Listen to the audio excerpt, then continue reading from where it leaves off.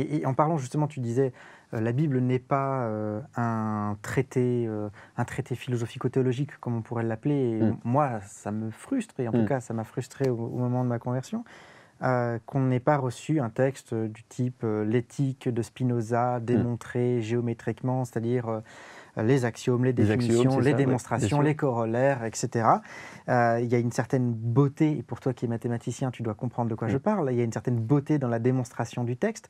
Et pourquoi est-ce que Dieu n'a pas écrit un tel document encyclopédique qui serait simple? Parce que là, il y a le problème de l'interprétation, et ça suppose du travail. Il y a le risque de mal comprendre le texte, même en voulant bien faire. Alors qu'un traité qui serait parfait, qui serait encyclopédique et qui serait complet, au moins limiterait le risque de mauvaise interprétation, il limiterait le risque de réelles contradictions. Je ne parle pas de contradictions superficielles, mais de réelles contradictions. Un tel texte serait quand même nettement mieux pour pouvoir se révéler.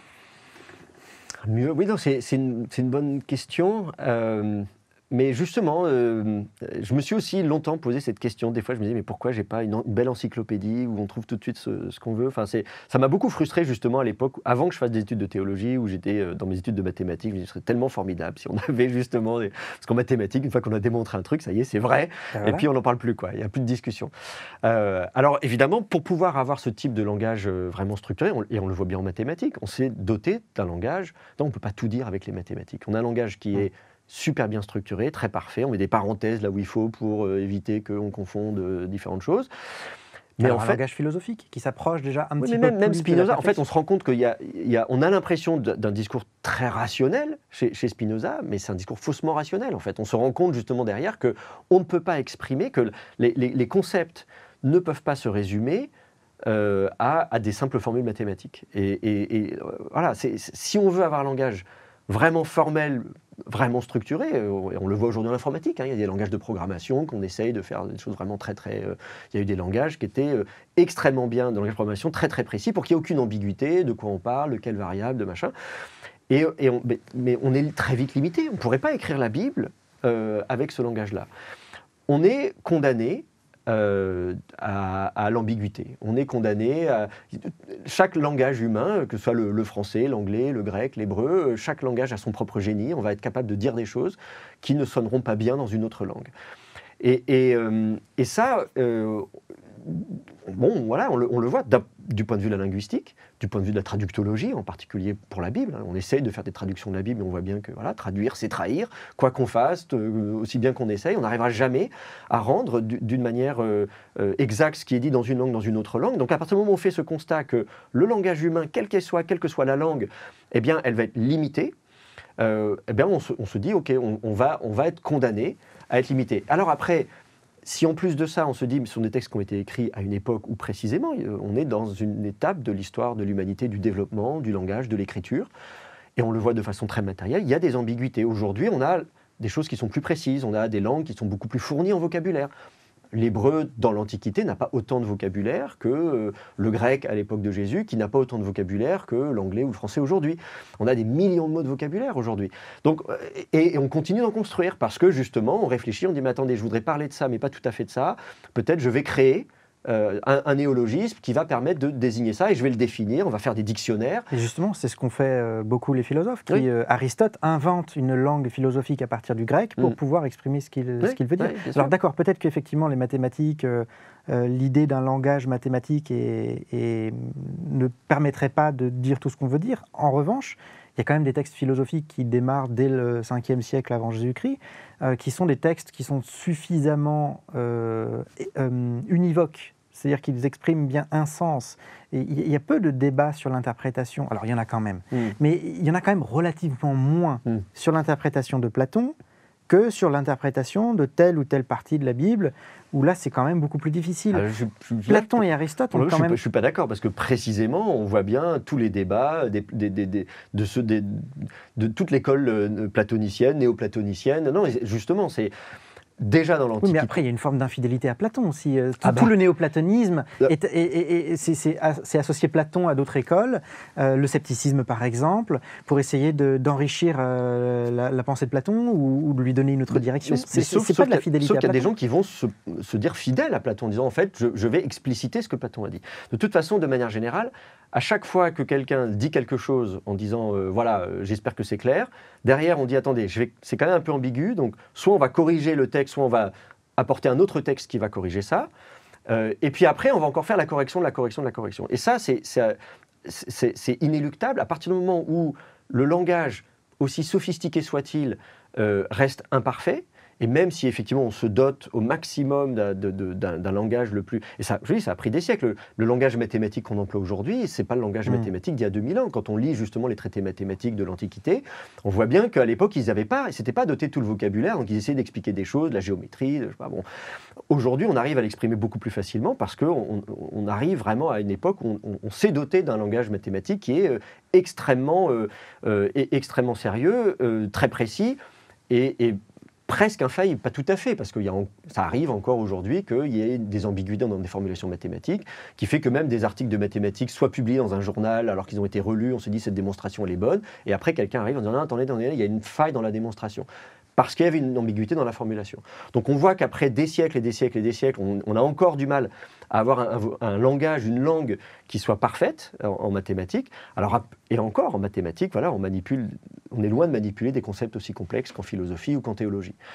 Et alors dans l'Antiquité, bien sûr, on dit des choses, puis après les disciples vont dire, voilà, en fait c'est ça qu'il voulait dire, je suis le disciple, je suis le porte-parole de mon maître, Aristote, Platon, voilà, on va avoir comme ça des générations qui vont se succéder pour dire ce que le maître a voulu dire, formuler alors d'une façon qui pourrait être ambiguë, qu'on va clarifier, et d'autres personnes qui vont dire mais non, pas du tout. La Bible, ensuite, on va faire des commentaires, la Mishnah dans le judaïsme rabbinique, on va faire la Mishnah qui est censée préciser des choses dans le Pentateuque qui pourraient être ambiguës. Et puis après la Mishnah, en fait, il va y avoir la Gemara qui va commenter la Mishnah qui elle-même commente pour préciser. Donc ça va donner le Talmud. Et donc on a toujours comme ça besoin de compléter des textes dont on pensait au départ que peut-être il suffirait. Voilà, on dit ça y est, j'ai un corpus de textes qui doit suffire. En fait non, il va falloir le compléter. Et ça, à mon avis, c'est inévitable. Alors, ça ne veut pas dire qu'il ne faut pas faire des efforts. Quand j'essaie moi-même d'écrire, dans mes publications, mes articles, mes livres, j'essaie de me relire, de me faire relire par d'autres personnes qui vont... Et assez régulièrement, là où je pensais avoir été clair, vraiment limpide comme de l'eau de roche, quelqu'un va dire non, mais là, en fait, par exemple, la syntaxe, tu as mis une virgule là, ou en fait, on ne comprend pas bien. Ouais. Je me demande aussi s'il n'y a pas un problème du fait que nous, personnellement, nous désirons ça parce qu'on a tel profil psychologique, parce que... Bon, toi, tu as fait des mathématiques, je ne sais pas s'il y a un profil psychologique particulier qui apprécie faire des mathématiques, mais il y a des individus plus rationnels qui apprécient les phrases univoques, qui sont clairement démontrées, etc. Mais je ne suis pas sûr que la majorité des personnes fonctionnent comme ça. Et quand on regarde la façon dont la publicité vend une voiture, moi, j'aimerais qu'on nous donne des caractéristiques techniques et qu'on m'explique pourquoi cette voiture a le meilleur rapport qualité-prix par rapport à ses concurrents directs. Mais en réalité, ce n'est pas du tout comme ça que fonctionne la pub. La pub fonctionne sur un storytelling où on nous montre des émotions et des choses qui n'ont absolument rien à voir finalement avec la voiture. Et je me demande si on part de l'humain et si on veut parler à l'humain, vraiment pour de vrai, et pas juste à un petit groupe fermé qui, de toute façon, pour moi qui suis philosophe, il y a déjà la théologie naturelle. Mais si on veut parler vraiment à l'humanité, est-ce qu'il ne faut pas en fait complètement laisser de côté l'idée d'une encyclopédie démonstrative et partir plus sur une sorte de storytelling, l'idée justement d'un Dieu qui se révèle dans l'histoire avec une histoire qui a un sens et puis des individus qui ont leurs émotions, ça parle peut-être beaucoup plus qu'un livre démonstratif. Mais c'est exactement ce que je disais tout à l'heure par rapport aux limites des mathématiques. Tu prends l'exemple des caractéristiques techniques d'une voiture, c'est des chiffres. Si effectivement je vais choisir un véhicule en fonction de ses caractéristiques techniques, je peux faire un algorithme, je peux très bien dire voilà, j'ai besoin de données, je traite les données, je vais pondérer, si elle pèse tant, c'est même une notation, etc. Et à la fin, je vais dire voilà la voiture qui a la meilleure note. Voilà. Et donc c'est la meilleure, je vais acheter celle-là.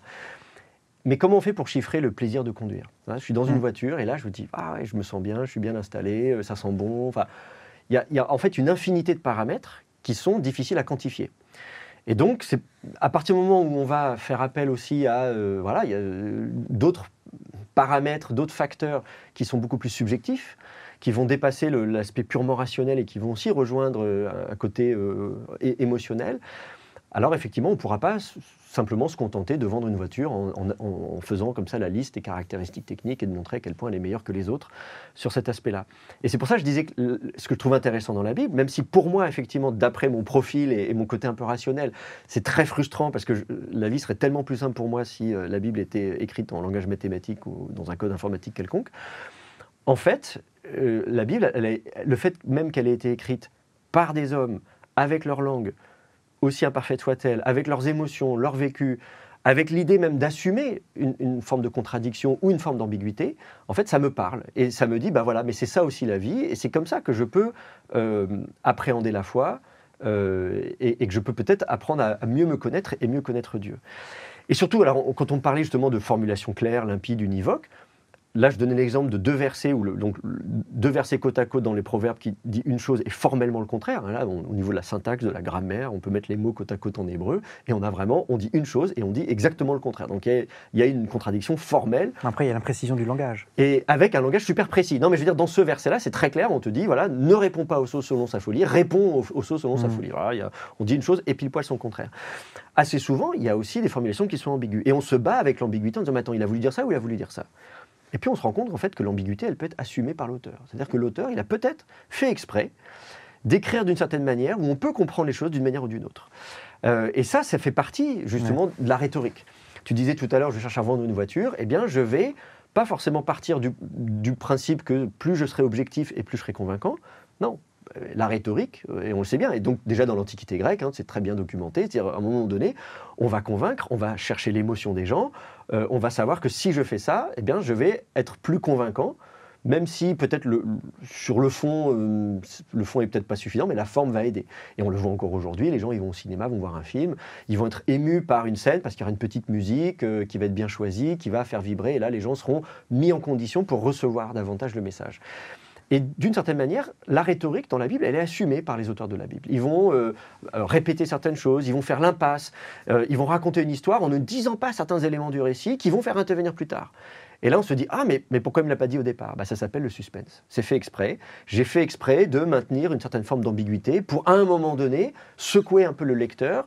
Et donc, on voit que cette façon de communiquer, elle est parfaitement assumée. La Bible, elle parle autant à nos émotions qu'à notre raison. Tout à l'heure, tu parlais déjà un petit peu du canon. Et j'aimerais maintenant qu'on s'y arrête un petit peu. Pourquoi est-ce qu'un texte rentre à l'intérieur du canon ? Pourquoi est-ce qu'il y a un canon déjà ? Pourquoi est-ce qu'on intègre un texte dans le canon ? C'est quoi, sur quels critères on fait cela ? Et quand bien même il y a des critères, qu'est-ce qui les justifie ? Parce qu'on voit que les chrétiens ne sont pas d'accord entre eux, les protestants ont le plus petit canon, mais les catholiques ont quelques textes en plus, les orthodoxes encore en plus, et les coptes plus encore, ils ont le plus grand canon.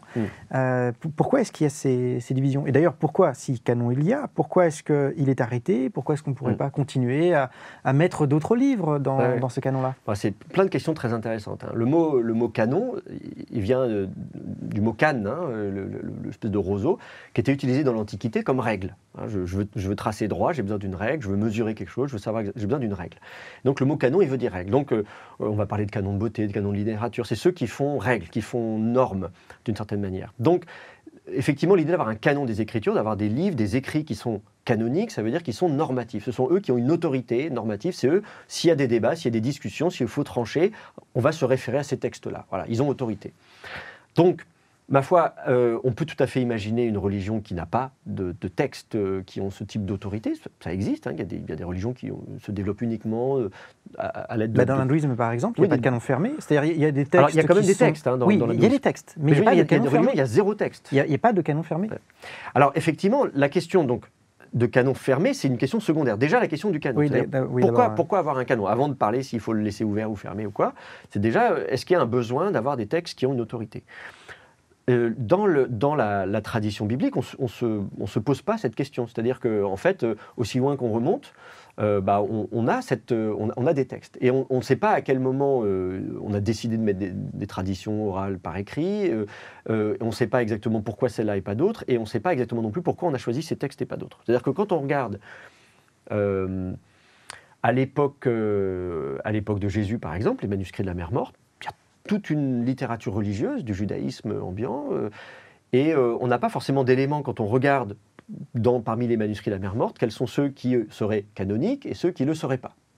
Y a pas, d'abord, le mot n'est pas utilisé, on ne fait pas une liste. La plus ancienne mention, c'est chez Philon d'Alexandrie, donc un philosophe juif contemporain de Jésus, qui... Est-ce que c'est pas à cause de la Septante, justement, la traduction grecque, qu'on a fini par avoir un canon, mais a posteriori, finalement, alors justement, sans critères antérieurs? Effectivement, ce qui est intéressant, c'est que lui, il va discuter de cette question d'écrits sacrés, qui ont une autorité, en parlant justement de la version grecque. Il dit, voilà, chez nous, on lit les Écritures, non pas en hébreu, mais en grec. Donc c'est une traduction de l'hébreu en grec. Ce qui pourrait poser problème, on pourrait sentir un petit peu, est-ce qu'on n'est pas assez intelligent pour apprendre l'hébreu? Est-ce nos coreligionnaires de Judée vont se moquer de nous en disant, ils ne sont même pas capables d'apprendre l'hébreu, qu'est-ce que c'est que ce bazar? Et donc il va justifier le fait qu'eux, ils lisent en grec et qu'ils sont très contents de lire en grec, et il va expliquer une histoire un peu légendaire de traduction en grec, où finalement, il va dire, ceux qui ont traduit, ce ne sont pas juste des traducteurs, ce sont des prophètes, des hiérophantes. Donc vraiment, pour lui, il dit, ils étaient inspirés du plus pur esprit de Moïse. Donc voilà. C'est parce que la traduction aurait été faite 70 fois par des personnes différentes, c'est ça, c'est cette histoire. Il y a une histoire, on dit à un moment donné qu'il y aurait 70 ou 72 selon les versions de l'histoire. C'est par exemple 6 sages parmi chacune des 12 tribus d'Israël qui auraient traduit chacun de leur côté. Mais ça n'explique pas pour autant pourquoi est-ce qu'on aurait choisi ces textes-là. Oui. Et c'est pour ça que... Non mais c'est toi qui m'as posé la question tout à l'heure en disant est-ce que c'est la Septante, la version grecque qui aurait... Je fais la remarque simplement qu'à l'occasion de ces questions-là, donc il va parler du statut des Écritures grecques, qui pour lui ont une autorité, et il va même dire qu'il y a 5 livres. Il est le premier à dire qu'il y a 5 livres. Les 5 livres de Moïse? Non, les 5 types de livres, d'accord. Non, 5 livres. Pour lui, 5 livres de Moïse, c'est-à-dire ce qu'on appelle le Pentateuque. Genèse, Exode, Lévitique, Nombre, Deutéronome. Mais c'est très intéressant de voir que finalement, c'est le premier, alors je ne dis pas que c'est lui qui a inventé, mais c'est le premier à donner un chiffre. Il y en a 5, il n'y en a pas 3, il n'y en a pas 12, il y en a 5. Donc quand tu parlais de la question d'un canon fermé, on s'arrête là, on prend pas, voilà, pour lui, il y en a 5. Alors 5, c'est les 5 doigts de la main. Donc il y a une valeur symbolique, c'est-à-dire s'il y en a 4, c'est un peu gênant. Et on va se rendre compte qu'assez souvent, quand on va faire des corpus, on va les faire par 5. Ou par 12, parce que 12, c'est les 12 tribus d'Israël. Mais pourquoi 12 ? Parce qu'il y a 12 lunaisons dans une année. Donc l'idée du cycle, si Dieu a créé l'univers tout entier, que la trajectoire des étoiles, du soleil, de la lune, cet ordre dans l'univers montre que Dieu a organisé l'univers, et bien donc de la même manière, Dieu organise sa révélation, donc il y a 12. Donc on va trouver comme ça ce genre de chiffres. Dans le Flavius Joseph, qui arrive un siècle après Philon d'Alexandrie, il va dire qu'il y a 22 livres. 22, c'est le nombre de lettres dans l'alphabet hébreu. Nous, on en a 26, ils en ont 22. Donc c'est un peu comme on dit l'alpha et l'oméga, c'est le début et la fin. Il y a 22 livres, ça y est, la révélation est complète, d'une certaine manière.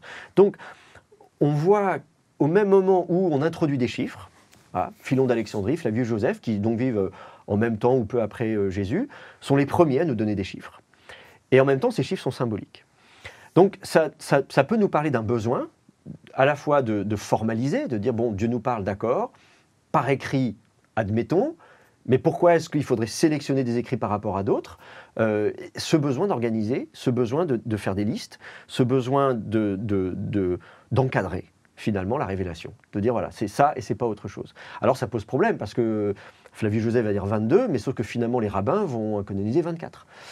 Donc dans le canon du judaïsme rabbinique, il y a 24 livres et pas 22. Alors si on veut, on peut éventuellement les regrouper, en dire finalement ces livres-là n'en forment qu'un, les 5 Megillot, par exemple Esther, le Cantique des Cantiques, etc. On va dire que ces 5 petits livres-là n'en font qu'un. Les 12 petits prophètes ne forment qu'un seul livre, le livre des 12 petits prophètes, et ils sont 12, comme par hasard. Donc voilà, on peut, si on veut retomber à 22 ou 24, on peut le faire. Mais ce qui est sûr, c'est que je pense que cette idée de formaliser en disant c'est ça et pas autre chose, ça arrive assez tard. Enfin, quand je dis assez tard, je parle au tournant de notre ère. Pour moi, c'est tard parce que je m'intéresse aussi à des périodes beaucoup plus anciennes. Bien sûr, ouais. Par rapport à aujourd'hui, c'était il y a 2000 ans. Mais je veux dire, il faut pas s'imaginer qu'au moment où on a écrit ces livres, au moment où on a rédigé ces livres, il y avait dans l'idée que, moi, je ne sais pas, le livre du prophète Isaïe, de se dire, voilà, c'est un livre du canon qui va être un des X livres du canon de la Révélation. Je pense qu'il y a une production littéraire. Cette production littéraire, elle est continue. Les livres, on les agence, on les organise, on les déplace. Au sein d'un même livre, on va déplacer des chapitres. Pour prophète Jérémie, dans les différents manuscrits, il y a des chapitres qui vont être au milieu, qui vont être déplacés à la fin. Ça se fait pendant des siècles et des siècles. Et donc, c'est-à-dire qu'on voit le besoin d'avoir des textes écrits pour pouvoir s'y référer. Donc l'écrit a l'avantage qu'on peut s'y référer, alors que l'oral, il faut mémoriser, si on a un trou de mémoire, s'il y a une rupture dans la transmission orale. Donc l'écrit va être utile, c'est pour ça qu'on a inventé l'écriture. Hein. L'écriture, elle est inventée quelque part au 4e millénaire avant notre ère, pour des textes comptables. Hein. Oui, on veut pouvoir vérifier, on veut faire une comptabilité précise. J'envoie des marchandises, j'ai un bordereau de livraison, on veut vérifier qu'à l'arrivée, il y a bien la même quantité de marchandises qu'au départ. Bon. Donc l'écrit a cet avantage. Donc très vite, on va avoir une production littéraire, y compris religieuse. Et ça va être naturel que même peut-être des traditions orales soient mises par écrit. Mais pendant des siècles et des siècles, on n'a pas l'idée que cette transmission écrite doit constituer ce qu'on appelle nous aujourd'hui un canon, et encore moins un canon fermé. Ça vient à un moment donné où peut-être précisément il y a des divergences d'interprétation. Des moments où les gens ne vont pas être d'accord et vont avoir des débats qu'on dirait théologiques ou de l'ordre du dogme, de la doctrine, et des gens vont dire oui mais quand même, et là on va aller chercher une argumentation. Donc il est écrit. Sauf que si je dis il est écrit mais que le texte auquel je vais me référer n'a aucune valeur à tes yeux, si je dis voilà mais quand même le livre d'Enoch dit ceci, et toi tu vas me dire le livre d'Enoch je m'en fiche, pour moi il n'est pas dans ma Bible. Oui. Donc cet argument retombe comme un soufflet parce que je vais invoquer une autorité qui n'est pas reconnue par toi. Et donc c'est là qu'on va avoir se former ces discussions sur ok mais alors sur quel livre? Si on va avoir une base de discussion, il faut choisir des livres, qu'on se mette d'accord sur des livres. Et c'est là qu'on va commencer à avoir, justement, des discussions sur combien de livres. Philon d'Alexandrie, il arrive pile poil à une époque où, justement, il y a différentes branches du judaïsme. Bien sûr, à Alexandrie, en Égypte, et même mais c'est en dans ce Judée. cas, on a besoin d'une autorité, en fait. C'est ça le problème. Parce que, je veux dire, en philosophie ou même dans les disciplines académiques, n'importe laquelle, on a des grands classiques, si je puis dire. Parce qu'au début, quand tu parlais, j'avais l'impression qu'on allait arriver à l'idée de classiques, les grands classiques. Et les grands classiques, finalement, on pourrait aussi en enlever, en remettre. Alors que là, c'est plus... peut-être qu'il y a une base de classiques, mais au bout d'un moment, on a besoin d'une autorité. Et donc, c'est parce qu'on a besoin d'une autorité qu'on va faire un canon, alors, a posteriori. En fait, disons, il y a toujours une autorité. Dans la religion, il y a ce que je disais tout à l'heure, il y a ce problème de médiation. La religion s'intéresse au transcendant, je cherche à connaître, appelons ça Dieu. Et comment faire pour le connaître? Il va y avoir des gens qui vont dire, voilà, moi je sais. Et donc, alors, ça va donner peut-être des prêtres ou des gens qui vont, du coup, être des chefs religieux. Et très vite, évidemment, il va y avoir un pouvoir religieux qui va souvent déborder sur le pouvoir politique. Et c'est justement là que ça va pouvoir mener à une remise en question du pouvoir religieux. Précisément dans le cas de la Judée, ce qui se passe au IIe siècle avant notre ère, c'est que des prêtres vont se révolter contre le pouvoir hellénistique en place. Hein, on est après les conquêtes d'Alexandre le Grand. Et donc ils vont prendre le pouvoir, ce qui est perçu comme une bonne chose. On se débarrasse, on boute les envahisseurs hors de la Judée.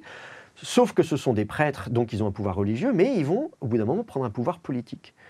Ils vont même prendre le titre de roi. Or, dans le judaïsme, on dit que le roi à Jérusalem doit être descendant de David, de la tribu de Juda. Or, les prêtres sont de la tribu de Lévi. C'est même pas la même tribu. Donc, on ne peut pas être à la fois grand prêtre au temple à Jérusalem, donc le chef de la religion, si tu veux, et roi politique. Et donc, à partir de ce moment-là, forcément, il va y avoir clash. On va remettre en question cette autorité. Et donc, si on remet en question l'autorité, le pouvoir des prêtres, alors, mais qui va constituer l'autorité? Donc il y aura peut-être d'autres chefs religieux, d'autres factions religieuses. Et l'idée de pouvoir remettre en question l'autorité, sur quelle base est-ce que je vais critiquer l'autorité du pouvoir en place? Si j'ai un texte qui va me servir de base et d'autorité supérieure même à celle du chef religieux, je vais pouvoir le critiquer. Comme Luther à la Réforme va condamner le pouvoir papal en disant le pape fait erreur parce qu'il est écrit. Et la base scripturaire, elle est intéressante. Donc, ça me paraît assez naturel qu'on constitue un répertoire littéraire qui va pouvoir servir de base de discussion, mais dans le même temps qu'on constitue ce répertoire littéraire, on va se heurter au problème de la sélection, justement de dire mais quels livres vont avoir autorité et quels sont les livres dont je vais dire non, cela ne m'intéresse pas. Et donc il va y avoir un processus de sélection. Et ce processus de sélection, il est mal connu. Alors Philon d'Alexandrie va dire 5 livres. Probablement parce que c'est peut-être les plus anciens ou ceux qui très vite se sont imposés de façon assez universelle. Et ceux-là, il se trouve que les 5 livres, effectivement, sont reconnus universellement. Dans, tout le judaïsme, le christianisme, l'islam, toutes les branches reconnaissent ces 5 livres-là. Mais dans le judaïsme, va se poser la question des autres livres. Isaïe, on prend pas. Enoch, on prend pas. Dans le christianisme, la même chose. Les différentes épîtres. Cette épître, on la prend pas. Cet évangile, on le prend pas. Et en fait, de façon assez curieuse, dans beaucoup de branches du christianisme, on ne va jamais trancher la question. C'est-à-dire que la majorité des églises dans le monde n'ont pas tranché la question du canon. Il y a quand même, on sait bien que le canon protestant contient 66 livres. Non, justement. Alors, concrètement, hein, Je veux dire, il y a le Concile de Trente, si ma mémoire est bonne. Oui, mais le Concile de Trente, donc il y a concrètement à l'échelle de la... Alors nous, on est un peu biaisé parce qu'on est en Occident, et donc on a un héritage catholique. Donc l'Église catholique romaine, Concile de Trente, XVIe siècle, donne la liste des livres. L'Église d'Angleterre qui se crée à cette époque-là, hein, le roi d'Angleterre veut divorcer, le pape veut pas, donc il dit maintenant c'est moi le chef, va adopter le même canon. Les protestants vont pas tous être d'accord, c'est-à-dire que là on est à Strasbourg, si on monte au nord vers la Belgique, à Anvers, les protestants prennent tous les livres de la Bible catholique, y compris ceux que les catholiques avaient canonisés et pas les rabbins, Tobit, Judith, etc., en disant on peut les lire, on peut en prendre renseignement, en tirer instruction, donc il n'y a aucun problème, si tu veux prêcher à partir du livre de Judith, il n'y a pas de problème, tu peux méditer, tu peux prier, il n'y a pas de problème.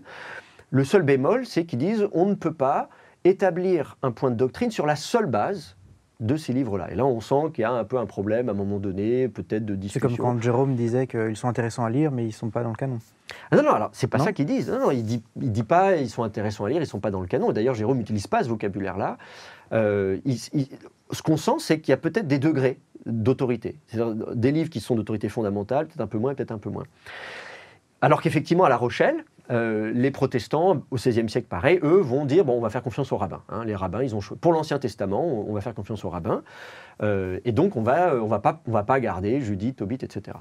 Mais après, si on va voir du côté des Grecs orthodoxes, les Grecs orthodoxes n'ont jamais eu de concile où ils ont décrété quel était leur canon.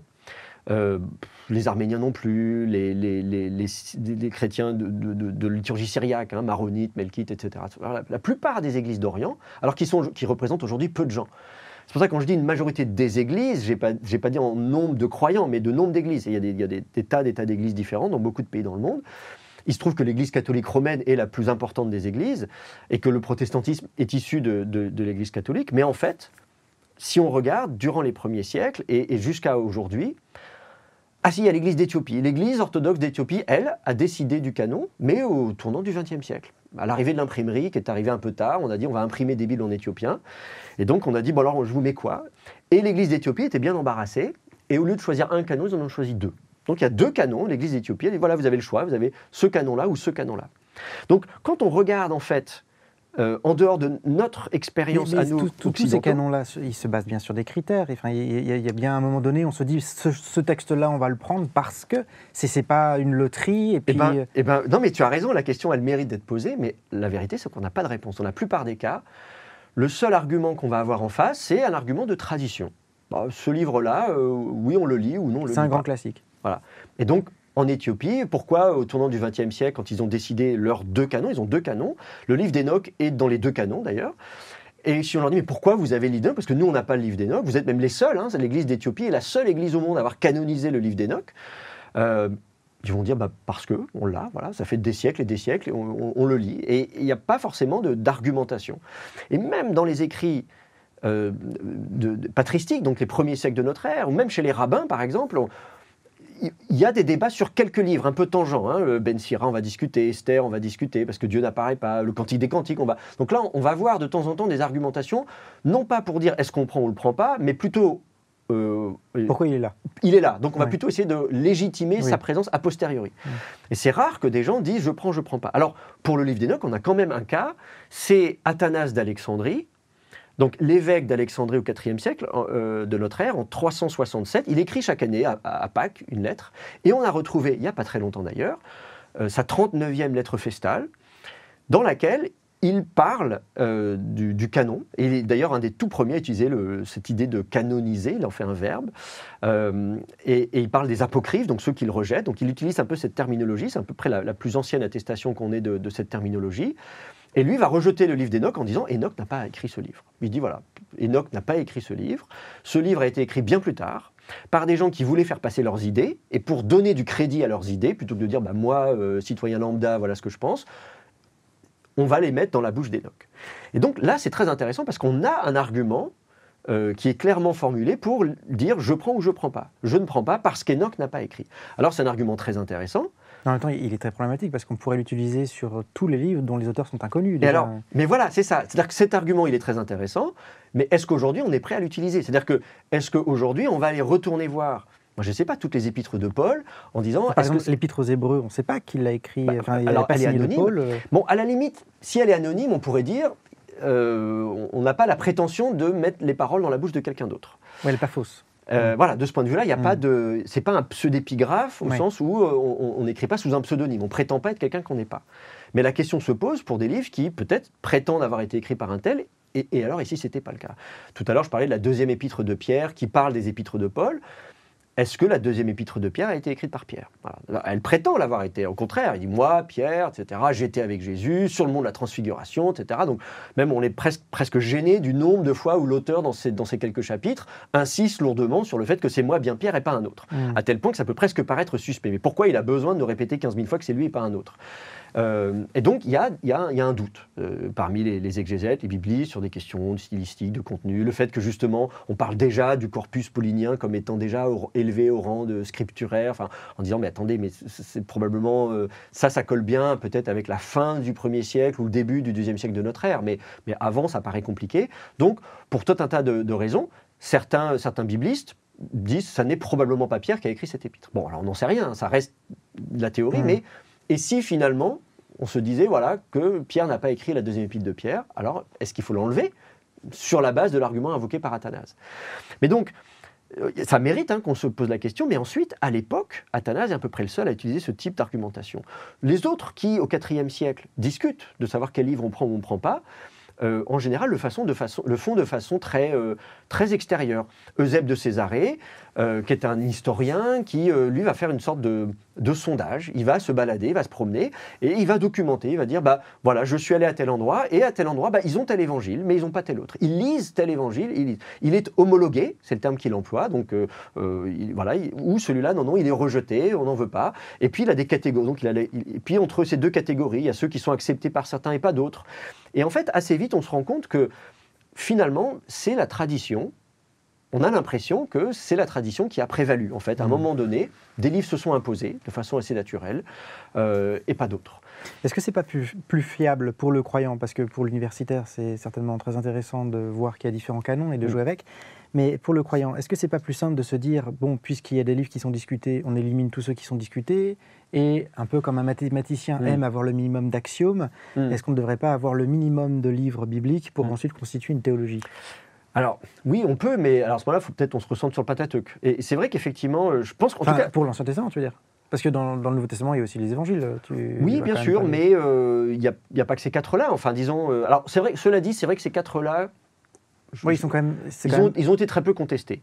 Parce que les autres évangiles qui sont dans connus, certains milieux... Les évangiles apocryphes, par exemple l'évangile de Thomas, il est quand même plus tardif, il est du IIe siècle.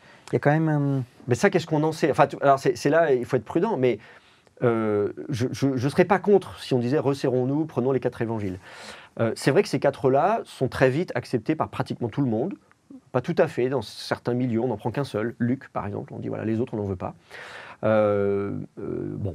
Voilà, donc c'est pas non plus, ils n'ont pas non plus une acceptation universelle, mais effectivement, il faut reconnaître que ces 4-là, très vite, sont manifestement acceptés par à peu près tout le monde, mais c'est pas les seuls. Et pour ce qui est de la date de rédaction des évangiles, à chaque fois, c'est des indices internes. Comme je disais pour la deuxième épître de Pierre, on lit ça, on dit attendez, cet indice-là me fait dire que ça n'a probablement pas été écrit avant telle époque, mais au contraire, il n'est pas fait mention de ça, donc ça n'est probablement pas postérieur à telle date, donc on fait une sorte de fourchette.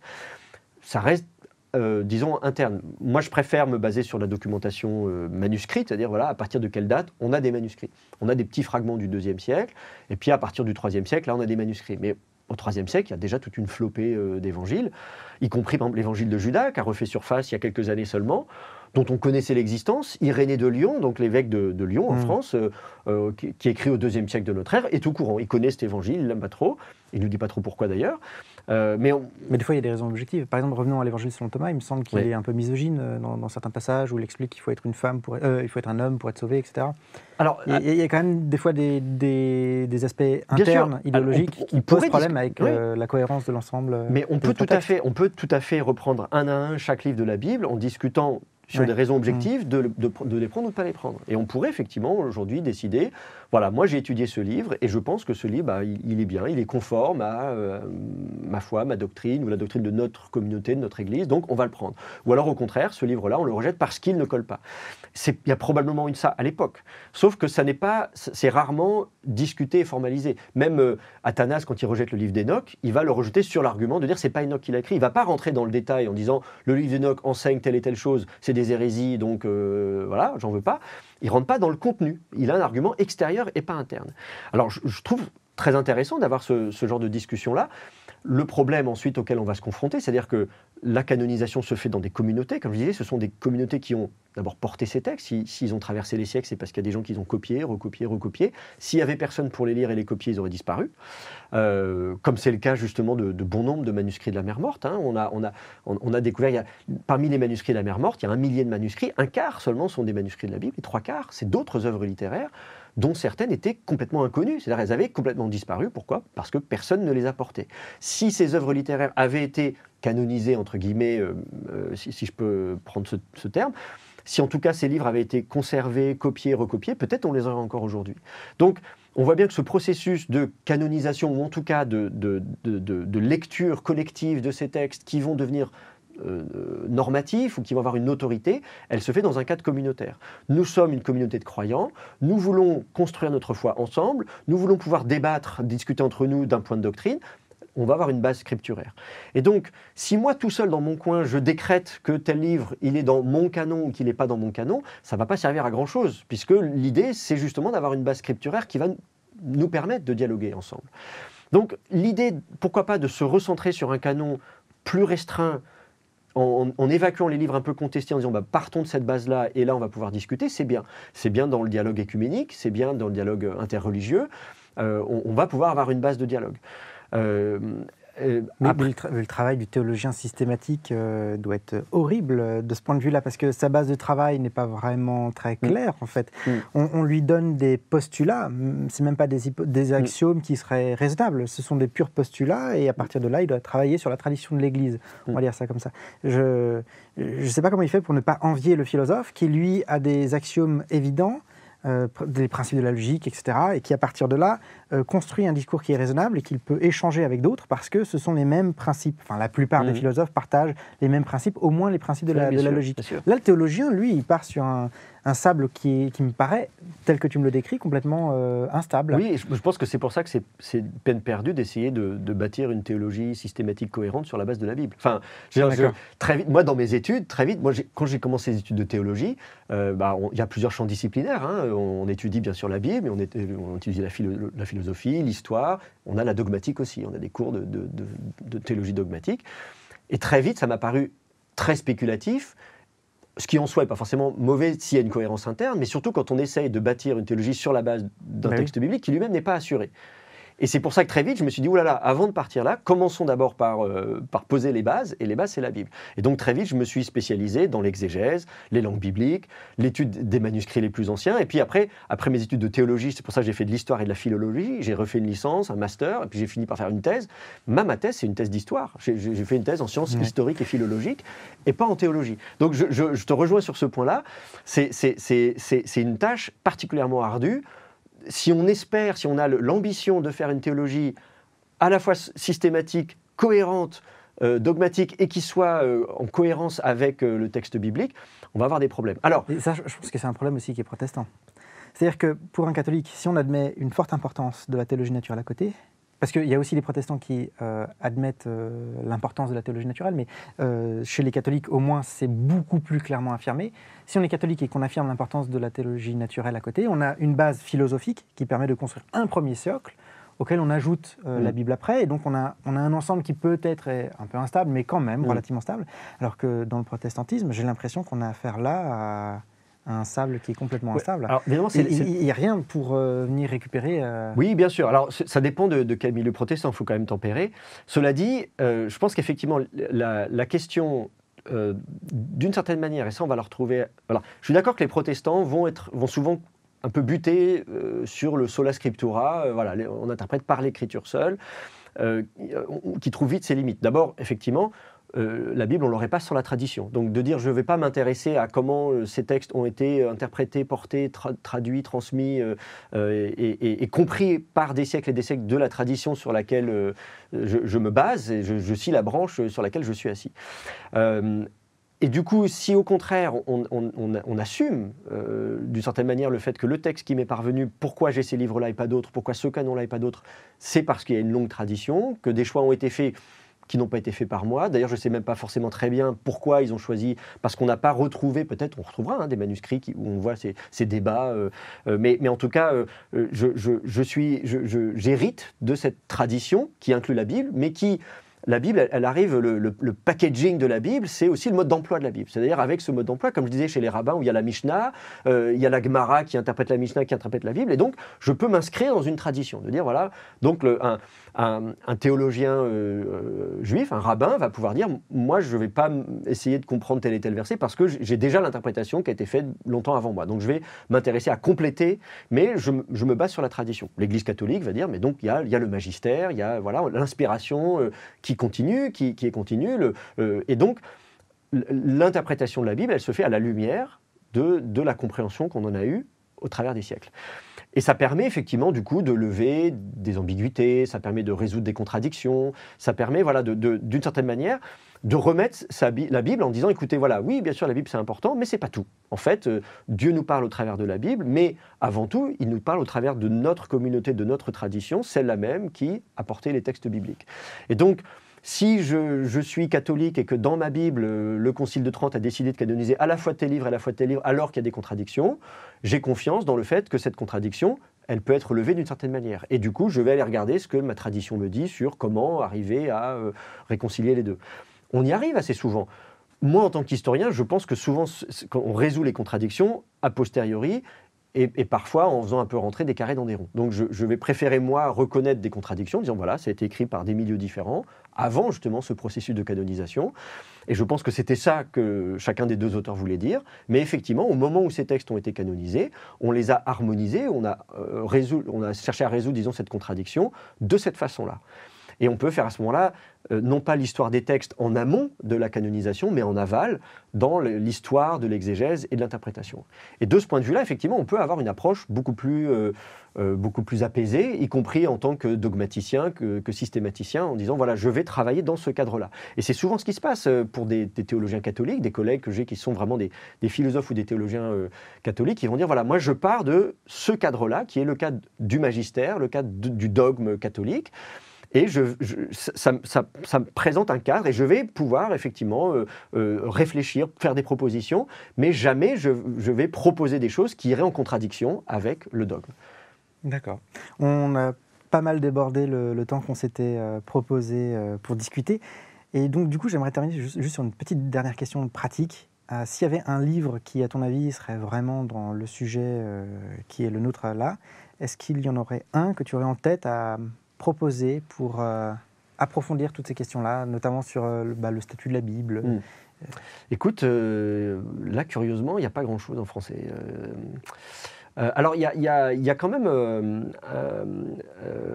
un livre écrit par un théologien catholique, Silouan Ponga, qui s'appelle « L'écriture âme de la théologie ». Alors du coup, justement, ça pose ces questions-là, sur le lien entre l'écriture et la théologie, alors dans une perspective catholique, en lien avec des Verbum, donc voilà, ça c'est le Concile Vatican II, il y a des réflexions du point de vue catholique, donc on a de la littérature comme ça, mais du côté protestant, par exemple, il n'y a pas forcément grand-chose.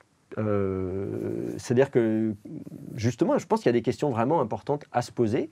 Sur la question du canon, on n'accepte pas. Voilà, je disais par exemple à la Réforme au XVIe siècle, il y a eu des débats à Anvers, à La Rochelle. Est-ce qu'on accepte les discussions qui ont été faites au XVIe siècle?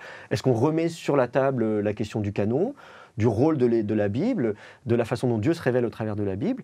Je pense qu'il y a besoin de traiter ce sujet-là. Alors il y a peut-être des travaux qui ont été, mais je ne les connais pas. En français, il n'y a pas grand-chose. D'accord. En tout cas, je te remercie. Je suis très content de t'avoir accueilli dans cette émission et je pense que si tu es disponible, je serais très heureux de pouvoir te réinviter. Avec plaisir. En tout cas, merci beaucoup, Michael, et j'espère pouvoir te revoir. Ouais, merci. Au revoir.